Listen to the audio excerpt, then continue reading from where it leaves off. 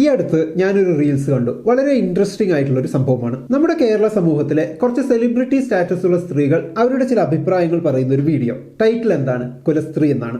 അതിലെ ചില ബൈറ്റ്സ് എല്ലാം നിങ്ങളും കണ്ടു കാണും. എന്നാലും ഞാനതൊന്ന് പ്ലേ ചെയ്യാം. ഇപ്പൊ നിങ്ങൾ പറയുന്ന പോലെ ഹസ്ബൻഡിന്റെ താഴെ ജീവിക്കാനാണ് ഞാൻ തീരുമാനിച്ചിരിക്കുന്നത്. അത് ഞാൻ ഇപ്പൊ തീരുമാനിച്ചല്ല. ഞാൻ വളരെ ചെറിയ, അതായത് കല്യാണം കഴിക്കുന്നതിന് മുമ്പൊക്കെ ഉള്ള നമ്മുടെ ആ ഒരു ടീനേജ് പ്രായമുണ്ടല്ലോ, അപ്പോഴേ ഞാൻ തീരുമാനിച്ച. അപ്പൊ എനിക്ക് ഈ പറഞ്ഞ ഇക്വാലിറ്റി എന്റെ ഫാമിലി ലൈഫിൽ എനിക്ക് വേണ്ട. എനിക്ക് ഈ ഫ്രീഡം വേണ്ട. സ്ത്രീയെ സ്ത്രീയാക്കുന്ന ചില കാര്യങ്ങളുണ്ട്. അതിൻ്റെതായ ഒരു സൗന്ദര്യമുണ്ട് ചില കാര്യങ്ങൾക്ക്.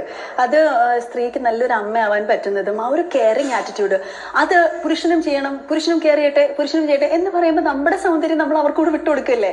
എന്തിനാ അതിന്റെ ആവശ്യം എന്നാണ് ഞാൻ ആലോചിക്കുന്നത്. എന്ന് വെച്ചാൽ അത് ഈ രണ്ടുപേരും കൂടെ ഒരുമിച്ച് നിൽക്കണം എന്നൊക്കെ പറയണതൊന്നും അല്ല. അവരാണുങ്ങളാണെങ്കിൽ ആണുങ്ങൾക്ക് ആണുങ്ങളുടേതായ ഒരു സ്ഥാനം കൊടുത്തു വെച്ചാൽ നമ്മുടെ ഭർത്താവല്ലേ, കൊടുത്തോ, എന്താ തെറ്റ്?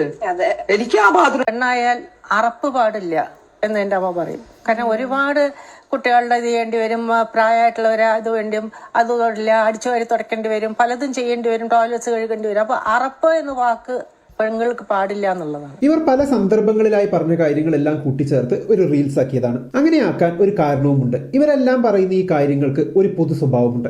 ആരാണ് സ്ത്രീ, എങ്ങനെയായിരിക്കണം സ്ത്രീ, പുരുഷൻ എവിടെ നിൽക്കണം, സ്ത്രീ എവിടെ നിൽക്കണം എന്നതിനെ കുറിച്ചൊക്കെ ഇവർക്ക് ഏകദേശം ഒരേ അഭിപ്രായമാണ്. ഇനി ഇവരുടെ അഭിപ്രായം ഇങ്ങനെ വൈറലാകാൻ കാരണം എന്താണെന്ന് ചോദിച്ചാൽ ഇവർ സെലിബ്രിറ്റികളാണ്. ഇവരെ നാലാൾക്ക് അറിയാം എന്നതാണ് കാരണം. എന്നാൽ അവരെങ്ങനെയാണ് സെലിബ്രിറ്റികളായത്? അവർക്ക് ഇഷ്ടമുള്ള കാര്യങ്ങൾ ചെയ്തിട്ട് എന്നാണ് ഉത്തരം. പ്രിയങ്ക, സ്വാസിക, വിധുബാല ഇവർ മൂന്നും അഭിനേത്രികൾ.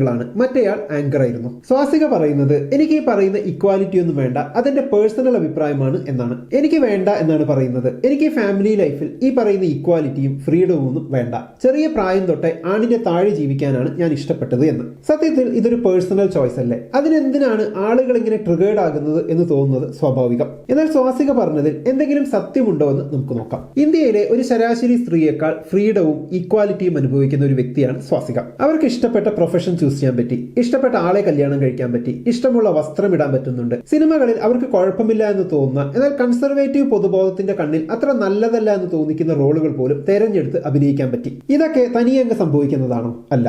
ഇന്ന് ഇതൊന്നും അത്ര വലിയ സംഭവമല്ല. ഇതൊന്നും ഈക്വാലിറ്റി ഉള്ളത് കൊണ്ട് സംഭവിക്കുന്നതല്ല, ഫ്രീഡം ഉള്ളത് കൊണ്ട് പറ്റുന്നതല്ല, ഞാനൊരു സംഭവമായതുകൊണ്ടാണ് എന്ന് ചിന്തിക്കാൻ തക്കവണ്ണം സ്വാസികയെ കൊണ്ടെത്തിച്ച ചിലതുണ്ട്. മലയാള സിനിമയിൽ ആദ്യമായി അഭിനയിച്ച സ്ത്രീയുടെ അവസ്ഥ മുതൽ ഇങ്ങോട്ട് സ്വാസികയിൽ വരെ എത്തി നിൽക്കുന്ന മാറ്റത്തിന് വേണ്ടി ചിന്തിച്ചവർ, പ്രവർത്തിച്ചവർ. എന്റെ പേഴ്സണൽ ലൈഫിൽ എനിക്ക് ഫ്രീഡം വേണ്ട, ഈക്വാലിറ്റി വേണ്ട എന്ന് പറയുന്നതിൽ തെറ്റൊന്നുമില്ല, അത് അത്തരം ജീവിതം ജീവിക്കുന്ന ഒരാളാണെങ്കിൽ. പക്ഷെ സ്വാസികയ്ക്ക് അത് പറയാനുള്ള അവകാശമുണ്ടോ? സ്വാസിക ആ ഫ്രീഡം ഉപയോഗിക്കുന്നുണ്ട്, ഒരുപക്ഷെ കേരളത്തിലെ ഒരു ആവറേജ് സ്ത്രീയേക്കാൾ എത്രയോ അധികം. ഇനി പേഴ്സണൽ ലൈഫ് എന്നതുകൊണ്ട് ഉദ്ദേശിച്ചത് ഭാര്യ ഭർത്തൃബന്ധം മാത്രമാണ് എന്ന് പറയുകയാണെങ്കിൽ അതും നോക്കാം. ചെറുപ്പം മുതലേ ഭർത്താവിന് ഒരുപടി താഴെ നിൽക്കാനാണ് താൻ ഇഷ്ടപ്പെട്ടത് എന്നാണ് സ്വാസിക പറയുന്നത്. സാധാരണ രീതിയിൽ ഭർത്താവിന്റെ താഴെ ഭാര്യ എന്നതുകൊണ്ട് ഉദ്ദേശിക്കുന്നത് സാമ്പത്തികമായും സാമൂഹികമായും ഭർത്താവിന്റെ താഴെ അഥവാ ഭർത്താവിന്റെ ഐഡന്റിറ്റിയിൽ മാത്രം അറിയപ്പെടുക എന്നതൊക്കെയാണ്. എന്നാൽ സ്വാസികയുടെ കാര്യത്തിൽ അതും ശരിയാണെന്ന് തോന്നുന്നില്ല. ഒരേ പ്രൊഫഷൻ ആണെങ്കിലും കൂടുതൽ അറിയപ്പെടുന്നത് സ്വാസികയാണെന്നാണ് എനിക്ക് തോന്നുന്നത്. ചെറുപ്പം തൊട്ടേ ഭർത്താവിന്റെ താഴെ ജീവിക്കാൻ ആഗ്രഹിച്ച അവർ എന്തുകൊണ്ട് ഭർത്താവിനേക്കാൾ പ്രശസ്തി തനിക്കാണ് എന്ന് മനസ്സിലാക്കിയപ്പോൾ പിൻവാങ്ങിയില്ല.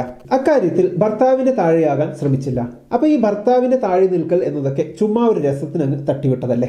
ജീവിതത്തിൽ സ്ത്രീകൾക്ക് പലപ്പോഴും ഭർത്താവിന്റെ ഒരുപടി താഴെ നിൽക്കേണ്ടി വരുന്നത് സാമ്പത്തിക സ്വാതന്ത്ര്യം ഇല്ലാത്തതുകൊണ്ടും സൊസൈറ്റിയിൽ കൂടുതൽ ഇൻഫ്ലുവൻസ് ആണായ ഭർത്താവിനുള്ളത് കൊണ്ടുമാണ്. അങ്ങനെ താഴെ നിൽക്കേണ്ടി വരുമ്പോഴാണ് അബ്യൂസ് സഹിക്കേണ്ടി വരുന്നതും മിണ്ടാതെ കൊള്ളേണ്ടി വരുന്നതും. ആ ഒരു സാഹചര്യം ഇല്ലാത്ത ഒരു സ്ത്രീ ചുമ്മാ ഇരുന്ന് എനിക്ക് ഭർത്താവിന്റെ താഴെ നിൽക്കാനാണ് ഇഷ്ടം, ഭർത്താവിന്റെ കാല് കഴുകാനാണ് ഇഷ്ടം എന്നൊക്കെ പറഞ്ഞാൽ അതൊക്കെ പ്രിവിലേജിന്റെ പുറത്തുള്ള ചില ഫാന്റസികളായി കാണാൻ പറ്റും. ഹസ്ബൻഡിന്റെ അടുത്ത് നിന്ന് തല്ലുകൊള്ളാനുള്ള ഒരു പൊസിഷനിൽ അല്ല ഞാനുള്ളത് എന്ന ഉറച്ച ബോധ്യമുണ്ടെങ്കിൽ പിന്നെ വായിൽ വരുന്ന എന്തും പറഞ്ഞ് ആളാകാമല്ലോ. ശരിക്കും സ്വാസികയ്ക്ക് ഫ്രീഡം വേണ്ട, ഈക്വാലിറ്റി വേണ്ട, ഭർത്താവിന്റെ താഴെ മതി സ്ഥാനം എന്നൊക്കെയാണെങ്കിൽ ആസ് എ കുലസ്ത്രീ ഈ പ്രിവിലേജുകളൊക്കെ വേണ്ടാന്ന് വെക്കണം. എന്നിട്ട് ശരിക്കും ഭർത്താവിന്റെ താഴെ ആകണം. ഞാൻ സിനിമയിൽ അഭിനയിക്കും, അത് മറ്റു പല സ്ത്രീകളും ചെയ്യാത്ത ബോൾഡായ റോളുകൾ പോലും ചെയ്യും. ഞാൻ ഫെയിം ഉണ്ടാക്കും, അതിൽ ഭർത്താവിന്റെ താഴെയാകാൻ ഒന്നും ശ്രമിക്കില്ല. എന്നിട്ട് ഇതിന്റെ എല്ലാം മുകളിൽ കയറി നിന്ന് ഞാൻ കുലസ്ത്രീ ചമയും. അതെന്റെ സ്വാതന്ത്ര്യം എന്ന് കരുതിയാൽ അതിനെ ചിലപ്പോൾ ആളുകൾ കളിയാക്കി എന്ന് വരും. പറയുന്നതിലൊരു സത്യസന്ധത വേണ്ടേ? ഇനി അടുത്ത ആളിലേക്ക് വരാം. സ്ത്രീകൾക്ക് അറപ്പ് പാടില്ല എന്ന് പറയുന്ന വിധുബാല, ആണിനും പെണ്ണിനും ഒരേ സ്ഥാനം കൊടുക്കാൻ പറ്റില്ല എന്ന് പറയുന്ന പ്രിയങ്ക.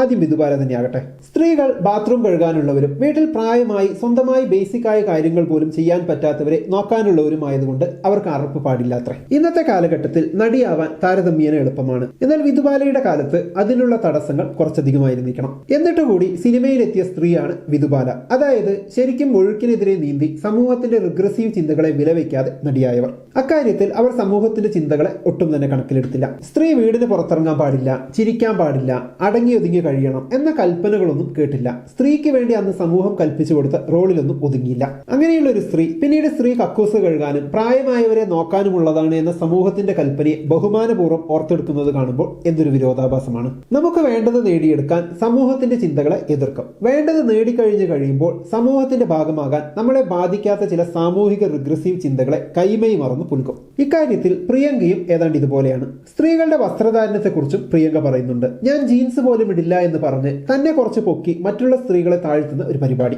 ജീൻസ് ഇടുന്നതൊക്കെ എന്താ മോശമാണെന്നൊരു പറച്ചിൽ. പ്രിയങ്കയുടെ സിനിമാ ജീവിതം നോക്കിയാൽ പ്രിയങ്കയെ ഒരു വസ്തുവായി കാണുന്ന അഥവാ ഒബ്ജക്ടിഫൈ ചെയ്യുന്ന തരത്തിലുള്ള റോളുകളാണ് അധികവും. ആൺ സമൂഹത്തിന്റെ ഇടയിൽ പെണ്ണിനെ വളരെ മോശമായി കാണിച്ച് തമാശയുണ്ടാക്കുന്ന റോളുകൾ. ഒരുപക്ഷെ അത്തരം റോളുകൾ തുടർച്ചയായി ചെയ്തത് അവരിൽ ഒരുതരം ആത്മനിന്ദ ഉണ്ടാക്കിയിട്ടുണ്ടാകാം. പുലിവാൽ കല്യാണത്തിലെ ആ റോളൊക്കെ താൻ അറിയാതെയാണ് ചെയ്തത് എന്നവർ പറയുന്നുണ്ട്. മറ്റ് സ്ത്രീകളെ കൂടുതൽ കുറ്റം പറഞ്ഞാൽ, അവരുടെ വേഷത്തെ ക്രിട്ടിസൈസ് ചെയ്താൽ, ഒപ്പം ആണുങ്ങളെ ഒന്ന് പൊക്കി പറഞ്ഞാൽ ഈ ആത്മനിന്ദ മാറിക്കിട്ടും, പബ്ലിക്കിൽ നിന്ന് വൻ സപ്പോർട്ടും കിട്ടും. ഈ ഒരു ചിന്തയാകാം ഇപ്പോൾ ഇവരിങ്ങനെ പറയുന്നതിന് പുറകിൽ. ഇവരിൽ ഏതെങ്കിലും ഒരു വ്യക്തിയെ കളിയാക്കാനോ പരിഹസിക്കാനോ ഉദ്ദേശിച്ചല്ല ഈ വീഡിയോ. ഇവരിങ്ങനെയൊക്കെ പറയുമ്പോൾ ഒരു റിയാലിറ്റി ചെക്ക് നടത്തി നോക്കുന്നതാണ്. സെലിബ്രിറ്റി ആയിട്ടുള്ളവർ പറയുന്ന വാക്കുകൾക്ക് കിട്ടുന്ന മൈലേജ് എപ്പോഴും കൂടുതലായിരിക്കും. പേഴ്സണൽ അഭിപ്രായം എന്ന പേരിലൊക്കെ ഓരോരുത്തർ ഓരോന്ന് പറയുമ്പോൾ അത് ശരിക്കും അങ്ങനെ തന്നെയാണോ? ആ പേഴ്സണൽ അഭിപ്രായം മറ്റുള്ളവരെ ബാധിക്കുന്നത് എങ്ങനെ എന്നൊക്കെ നോക്കണമല്ലോ. അപ്പൊ എന്താണ് എല്ലാ ഫ്രീഡവും എല്ലാ പ്രിവിലേജും അനുഭവിച്ച് ഇങ്ങനെ കുലസ്ത്രീ കളിക്കുന്നവരെ കുറിച്ചുള്ള നിങ്ങളുടെ അഭിപ്രായം കമന്റ് ബോക്സിൽ എഴുതുമല്ലോ. നമുക്ക് അടുത്ത വീഡിയോയിൽ വീണ്ടും കാണാം. ബൈ.